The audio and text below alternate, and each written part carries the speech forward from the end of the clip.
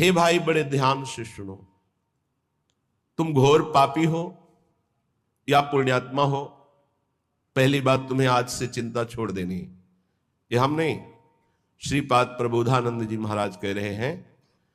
जो परम गूढ़ तत्व ब्रह्म तत्व का बोध प्राप्त किए हैं और उससे भी आगे गूढ़ तत्व प्रेम उसको प्राप्त किए हुए हैं, बड़े अद्भुत महापुरुष जो ज्ञान की चरम सीमा और प्रेम की चरम सीमा दोनों को छू रहे हैं। वो कह रहे हैं पुण्यात्मा या पापात्मा दो ही होते हैं, तुम कोई भी हो चिंता छोड़ो। पापात्मा पुण्यवान वा, ध्यान दोगे तो निश्चिंत निर्भय निशोक हो जाओगे। ये साधना और श्रवण दोनों में अंतर है। श्रवण से जो श्री कृष्ण प्रेम प्राप्त होता है वो साधना से नहीं होता। साधना मथुरा के ब्राह्मण कर रहे हैं और श्रवण मथुरा के ब्राह्मणों की पत्नियां कर रही है। भगवत साक्षात्कार उनकी पत्नियों को होता है, अपराध बनता है उनसे, अवहेलना कर देते हैं श्री भगवान के सखाओं की, भगवान की आज्ञा की। बहुत ध्यान से समझना है, ये जो श्लोक है निहाल कर देने वाला है। आप इन्हीं में से कोई होंगे। पापात्मा पुण्यवान वा प्रशरद अपयशाह कीर्तिमान वा, तुम्हारा बहुत यश है या बहुत निंदा हो रही है, बहुत पापी हो या पुण्यात्मा हो। महादुष्प्राप ग्रासोथ सम्राट समजड़मति सर्व विद्या निधिर्वा, तुम बहुत दरिद्र हो या बड़े वैभवशाली सम्राट हो। बहुत सुंदर बात है। तुम जड़मती मूर्ख हो या बहुत विद्या विशारद विद्वान हो, तुम कोई भी हो चिंता छोड़ो। यह को पिस्या सखे, हे मित्र तुम कोई भी हो। नो गणे कथम पीक्षस्व वृंदावनम तच्छिंद छिंद स्वपाशान गुरु निगम गिरास्वी मोहैक सिद्धान।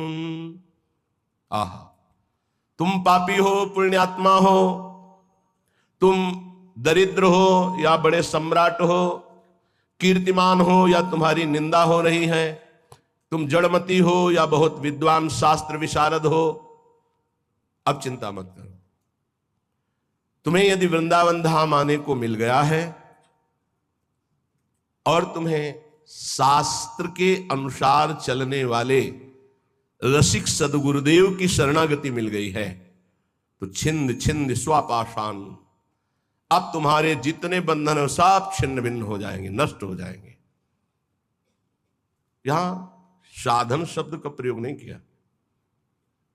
क्यों? क्योंकि साधन असाधनों को मिटाने के लिए जन्म जन्म रगड़ करनी पड़ती है। भगवान आद्य गुरु शंकराचार्य जी ने कहा है कि 1000 जन्म साधना के बाद मुमुक्षता प्रकट होती है। शास्त्र जन्म जब साधना हो तब मैं मुक्त होना चाहता हूं ऐसी इच्छा प्रकट होती है।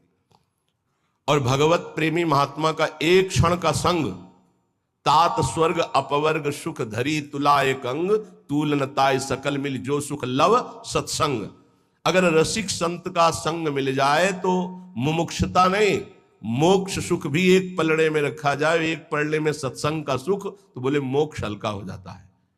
क्योंकि सत्संग से सीधे प्रेम की प्राप्ति होती है, आत्मरति प्रभुरति। रसिक महापुरुष का हृदय हर समय आनंद की उफान में रहता है। जब आनंद की कमी होती तो दूसरों से सुख लेने की वासना जागृत होती है। जब आनंद की उफान होती तो दूसरों को सुख देने की भावना जागृत होती, जिसे तत्सुख भाव कहते हैं। ये रसिकों में सिद्ध है। ये तत्सुख भाव सुख देवे को चाव चित सबसो हित निष्काम, या सुधर्म हरिवंश को नाम गिरा विश्राम। जो निरंतर नाम और वाणी में रत हैं, ऐसे रसिकों के हृदय में करुणा आनंद की उफान आती रहती है। तो कोई चाहे जितना पतित हो या पुण्यात्मा हो, दरिद्र हो या महाराजा हो, विद्वान हो या मूर्ख हो, सबको परम प्रेम प्रदान करने की सामर्थ्य रसिक सदगुरुदेव के चरणों में है। तो जो अपने मोह का छेदन कराना चाहता है वो गुरुदेव के चरणों का आश्रय लेकर उनकी आज्ञा के अनुसार चले। गुरुदेव कैसे? बोले गुरु निगम गिरास, जो शास्त्र मर्यादा से सिद्ध हुए हैं। मनमानी आचरण करने वाला, शास्त्र विरुद्ध आचरण करने वाला साधक नहीं होता, फिर सिद्ध कैसे हो सकता है? सिद्धों में कुछ दिव्यताएं होती हैं जो समझ के परे होती हैं। वो हमारी मानसिक बुद्धि नहीं है, वो दैवी संपदा का सिद्ध महापुरुष, उसकी कुछ ऐसी चेष्टाएं हो सकती हैं जो बालवत या पागलवत दिखाई दे सकती है, लेकिन बहुत ऊंचे में है, जहां कोई कर्म छू नहीं सकता, जहां कोई विषय स्पर्श नहीं कर सकता, जहां किसी भी तरह के बंधन का कोई भी हेतु नहीं रह गया है, वो ऐसी स्थिति होती है। बोले उनके आज्ञा अनुसार अपने जीवन को चलाना, ये इसलिए शर्त गुरुदेव में भी रखी गई है। तस्मात् शास्त्रम प्रमाणम थे। कोई भी ऐसा साधक नहीं जो सिद्धावस्था की तरफ गति कर रहा हो, शास्त्र विरुद्ध आचरण करके सिद्ध हो जाए, असंभव। तो फिर गुरुदेव कैसे ऐसे हो सकते हैं? इसलिए शर्त रखी गई कि प्रायः हम जहां किसी की बड़ाई सुनते हैं, थोड़ी बात सुनते हैं, हम गुरु बना लेते हैं। नहीं बनाना चाहिए। गुरु बनाने के लिए बहुत रुकना चाहिए।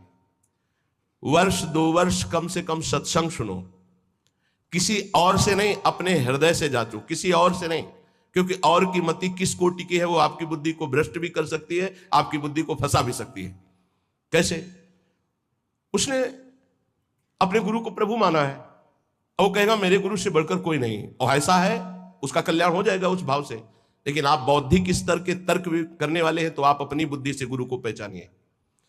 कोई कह रहा है कि पाखंड है, ये उसकी बुद्धि का है, आप अपनी बुद्धि से निर्णय कीजिए। किसी की श्रद्धा और किसी की अश्रद्धा से अपने हृदय में कोई फर्क नहीं पड़ना चाहिए। स्वयं निर्णय करना चाहिए भगवान को साक्षी करके कि हे प्रभु सच्चिदानंद, आप मेरे हृदय को जानते हैं और सामने बैठे हुए हृदय को जानते हैं, तो नाथ मेरे सदगुरुदेव के रूप में आप कहाँ हैं, कौन है, मुझे परिचय दीजिए, तो प्रभु आपका संबंध करा देंगे।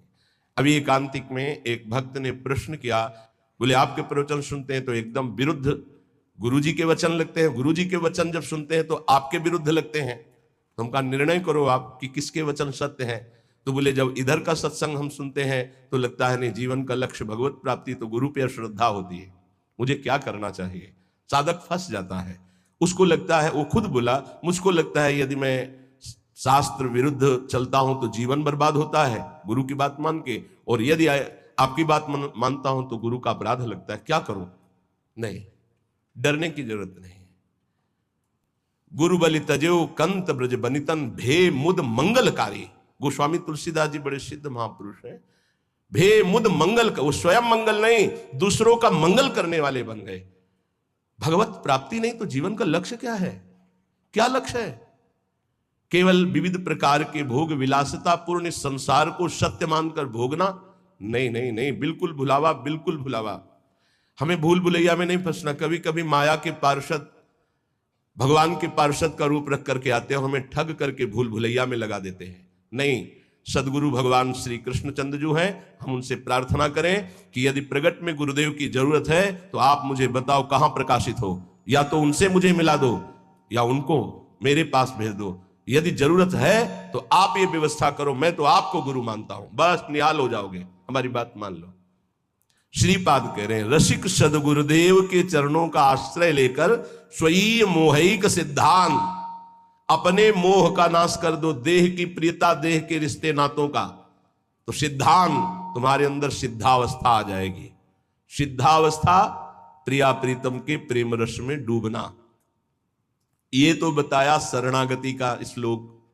आप पापात्मा हो, पुण्यात्मा हो, दरिद्र हो, राजा हो, विद्वान हो, मूर्ख हो, कोई भी हो, निश्चित तुम्हें भगवत प्राप्ति हो जाएगी यदि वृंदावन में विराजमान रसिक सिद्ध संत का आश्रय ले लो, गुरुदेव का।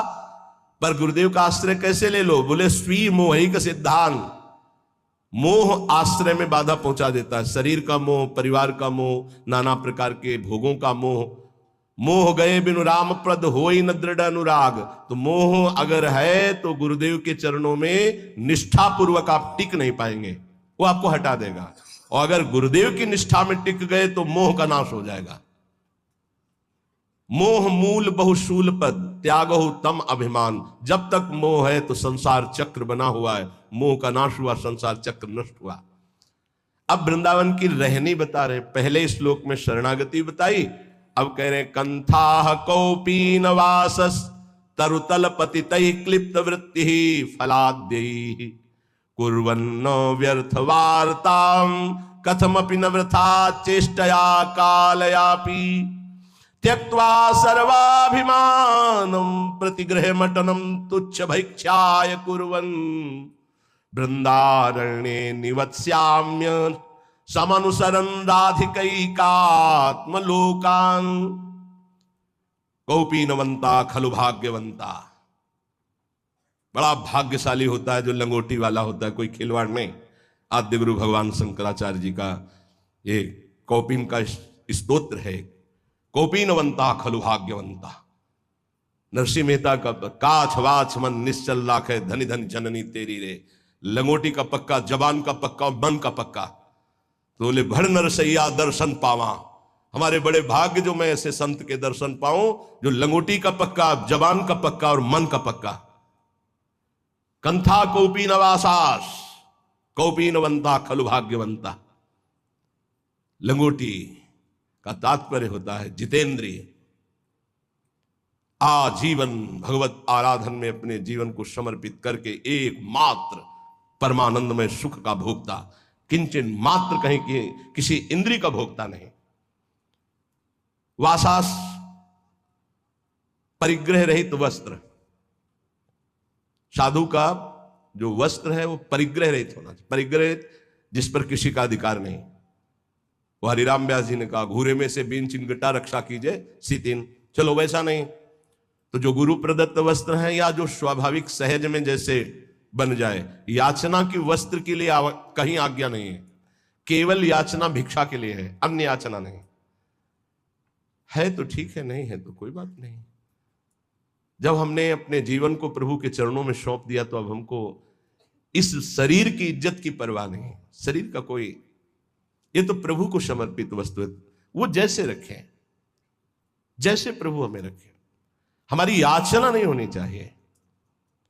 तो अयाचक वृत्ति से यदि कोई हमको दे दे तो भी हम कम पैसे वाली चीज से अपना गुजारा करना सीखें। शरीर स्वस्थ हो, साधन पथ में हम चल रहे हैं तो कोशिश करें कि कम पैसे वाला कपड़ा हमारा हो, कम पैसे से हमारा पेट भर जाए, कम पैसा हमारी दिनचर्या में लगे। ये जीवन भर इसका निर्वाह गुरुदेव की कृपा से हुआ है। अब तो जैसे प्रभु रखें, प्रभु जैसे। शरीर स्वस्थ है तो टोटी से उतना ही पानी निकालना है प्रकृति का जितना आपको आवश्यक है। लाइट उतनी, ये नहीं कि आपके कमरे की है, नहीं, विश्वात्मा भगवान आपको सुविधा दे उतना ही पंखा चलाओ जितनी जरूरत। जितना लाइट की, अगर बिना लाइट के आपका काम चल रहा है, पढ़ना नहीं, दरवाजा बंद, लाइट बंद, शांत अंधेरे में बैठकर चिदानंद स्वरूप प्रिया प्रीतम के ध्यान में मगन हो। साधु की एक अपनी रहनी होती है। ये बाहर घूम रहे हैं, पंखा चल रहा है, कूलर चल रहा है, वो सब तुम्हारे भजन कट रहे हैं। तुम क्या समझते हो फ्री चल रहा है? प्रकृति कोई तो पैसा देगा ना, तो प्रकृति से उतना ही प्रतिग्रह लिया जाए जितने की अत्यंत आवश्यकता हो, चाहे गृहस्थ हो चाहे विरक्त। वो तुम्हारी संपत्ति नहीं, विश्वात्मा भगवान की है, तुम्हें सेवा के लिए दी है। अगर तुम बिजली उतनी खर्चा करोगे तो वो दूसरे की सेवा में आगे आ जाएगी। प्रकृति बहुत बड़ी है, परमात्मा की ये संसार की जो सृष्टि है सबकी सेवा में पहुंचने के लिए वस्तुएं, हम उतना ही प्रयोग करें जितनी हमें आवश्यकता है। ये हमें उन्नति अध्यात्म की प्रदान करेगी। तो वास, वस्तु, वस्त्र उतना ही प्रतिग्रह शून्य होकर प्रयोग करे जितनी अत्यंत आवश्यकता है। और विरक्त के लिए घर परिवार से मनी ऑर्डर आकर के खर्चा होना, इससे अच्छा है घर लौट जाए और वहां जाके मेहनत करे और फिर अपना जीवन यापन करे। अगर विरक्त है तो एकमात्र आश्रय गुरुदेव का, श्री भगवान का, बस जैसे भरण पोषण करें, जैसे बहुत अच्छे से करते हैं। अगर भोजन नहीं मिलता है तो आनंद इतना दे देते हैं कि भूख का कष्ट नहीं रहता है। सच्ची मानिएगा, ये केवल प्रवचन की बात नहीं है, ये छाती की बात है। कई कई दिन जब भोजन नहीं मिला तो इतना आनंद पवा देते थे कि भोजन की भूख मिट जाती थी। नहीं खान पान ते भावे है, नहीं कोमल वसन सुहावे है, ये प्रतिग्रह शून्यता। कंथा कौपी नवासस, नहीं खान पान ते भावे है, नहीं कोमल वसम सुहावे है, सब विषय लगे ते खारा है, हरि आशिक का मग न्यारा है। तरुतल पतितैः क्लिप्त वृत्ति फलाद्यैः। अब वृक्ष के नीचे रहने का समय नहीं रह गया, क्योंकि वृक्ष ही नहीं रह रहे। जिसको देखो वृंदावन वास के लिए आएगा तो सबसे पहले लता का हनन करने की सोचेगा। किसी लता को नष्ट करके आपका वृंदावन वास हो रहा हो, मत करना, श्री जी नहीं मिलेंगे। लता श्री जी की नित्य सहचरी है हमारे ब्रज की, और उसको काट करके, उसको हटाकर फ्लेट बना के, और उसमें अब बड़ी चतुराई की जाती है, बड़ी चतुराई की जाती है। जेसीबी से उसके नीचे कुआं कर दिया जाता है, वो गिर जाता है, रातों रात काट कर बाहर हो जाता है। तो क्या विश्वात्मा भगवान नहीं देख रहा है? रातों रात नष्ट हो जाओगे तुम, रातों रात नष्ट हो जाओगे। समय आने दो, लिख लो। ये ब्रज की लताएं, आप कोई भी हो, कोई भी हो, चाहे आप भूमि बेचने वाले हो, चाहे आप ब्रजवासी हो, चाहे आप बाबा जी हो, चाहे आप गृहस्थ हो, कोटि ब्राह्मणों की हत्या का पाप लगता है एक लता के छेदन से। हरिराम व्यास जी ने कहा है ये ब्रज की लताएं हैं, ये अज्ञान के कारण जानते नहीं, ब्रज की लताओं का नाश कर देते हैं। नहीं नहीं, ये लताएं बड़े बड़े परमहंस भजनानंदी ब्रह्म ऋषि की हत्या करने का जितना बड़ा दंड मिलेगा, उससे कई गुना बढ़कर दंड मिलेगा। वृंदावन की लता सम कोटि कल्प तरुणाएं, रज की तुल वैकुंठ नहीं और लोक की माएं। एक बार वृंदावन की लता से रो के देखो क्या प्रदान करती है। एक बार वृंदावन की लता को राधा नाम सुना के देखो कितनी करुणा बरसाती है। ऐसी लताएं जिनकी प्रिया प्रीतम के द्वारा दुलार वृत्ति होती है। राधा करावचित पल्लव वल्लरी के, स्वामिनी जी की कृपा दृष्टि से सींचे गए, स्वामिनी जी के कर कमल से दुलराए गए, ये वृंदावन की लताएं हैं, वृक्ष हैं। धिक्कार है हमारी बुद्धि को, चंद रुपयों के लिए आज हम लताओं का छेदन कर रहे हैं। बड़ा सुंदर पीपल का वृक्ष था, रास्ते में आते थे, बड़ा सुंदर बट वृक्ष, हमें लगता है कम से कम 300 वर्ष पुराना नीम का पेड़। ऐसे गए, अब कुछ बस नहीं चलता, कुछ बस नहीं चलता। हरिराम व्यास जी आज के 500 वर्ष पहले लिखे थे कि वृंदावन मथुरा कट रहा है, मुझे बर्दाश्त नहीं हो रहा। कट रहा है मतलब लताएं, मानसरोवर में इतनी लताएं थी। आज के 25 वर्ष जो दर्शन किए, कुंज की कुंज, कहीं घुस के बैठो, रो प्रिया प्रीतम के लिए, ऐसा वातावरण। वही संगमरमर, वो रज नहीं ढक दी गई, लताएं काट दी गई, संगमरमर बिछ गया, बोले उन्नति हो गई। हमारे ब्रज की उन्नति संगमरमर से नहीं है, रज और लताओं से है। ये रोड से उन्नति नहीं है, रज और लताओं से उन्नति है। जब हम परिक्रमा में लौटते तो जो ब्रह्मानंद मिलता है वो आज पद्मासन लगा के बैठने से नहीं मिलता, ध्यान रखना। बड़े बड़े महापुरुषों को देखा, अब रज रानी के दर्शन मिलना दुर्लभ है। हर जगह व्यवस्था ऐसी, छू न जाए रज, जिससे कल्याण होना है, जिससे परम पद मिलना है। बोले त्यक्त्वा सर्वाभिमानम प्रतिग्रह मटनम तुच्छ भैक्ष्याय कुर्वन्। अगर प्रिया प्रीतम के प्रेम रस को प्राप्त होना है तो तुम्हारे प्रसाद में श्री जी का भोग प्रसाद तो हो ही, ब्रजवासियों का टुकड़ा जरूर हो। ये हम सिद्ध महापुरुषों की बात कहते हैं, गुरुदेव के श्रीमुख की बात कहते हैं, अपने हृदय की बात कहते हैं। गुरुदेव ने कहा नीलांबर पीतांबर उसी के नेत्रों में झलकता है जिसके प्रसाद में ब्रजवासियों का टूक होता है। बड़े बड़े महापुरुषों ने ब्रजवासियों के टूक की महिमा गाई है, और ऐसे आदेश दिए हैं कि यदि वो बच्चे को शौचाकर बिना धोए उसी हाथ से रोटी दे रही तो दोष दर्शन मत करना, उस रोटी को ले लो और धो करके पालो, तुम्हें प्रिया प्रीतम की प्रेम प्राप्ति होगी। बहुत सिद्ध जन है ये जो ब्रजवासी जन है, सच्ची मानिए, ये इनको गृहस्थ मत जानिए, इनको साधारण मत जानिए, असाधारण है। इन्होंने बहुत भजन किया, तब जाके ब्रज में सीधे माँ के गर्भ से इस रज में प्रकट हुए हैं, और उनके घरों के जो टूक है उनमें बड़ी सामर्थ्य है प्रेम प्रदान करने की। लेकिन वो आदेश दे के मंगाने वाले से नहीं, उनके दरवाजे पे जाकर के उनके टुकड़े मांग कर खाने के। त्यक्त्वा सर्वाभिमानम प्रतिगृह मटनम तुच्छ भैक्ष्याय कुर्वन्। हमें जो अपमान ब्रजवासियों के दरवाजे में मिलता है वो जानते हो क्या करता है? हमारे प्रारब्ध का नाश करके, हमारे अहंकार का नाश करके प्रिया प्रीतम की प्राप्ति कराता है, पक्का। डरो मत, जब ब्रजवासी गाली दे, अपमान दे तो छाती फुला लो कि आज हमारे बहुत बड़े प्रारब्ध का नाश होगा और प्रिया प्रीतम के मिलने का संयोग बन रहा है।